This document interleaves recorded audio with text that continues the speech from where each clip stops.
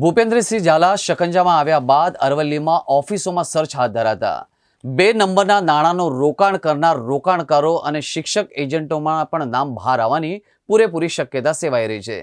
10 લાખ અને તેનાથી વધુ રોકાણકારો સીઆઈડીની રડારમાં હોવાનું જાણવા મળ્યું છે। બિલોડાની ઓફિસનું તાળું કાપી સીઆઈડી ક્રાઇમે સર્ચ કર્યું હતું અને સીસીટીવીનું ડીવીઆર બાયોમેટ્રિક એટેન્ડન્સ કબજે લેવામાં આવ્યું હતું। મહેસાણાના દવાડામાંથી 4 દિવસ અગાઉ કૌભાંડી ભૂપેન્દ્રસિંહ ઝાલા ઝડપાયા બાદ રોકાણકારોની અનેક વિગતો બહાર આવી રહી છે।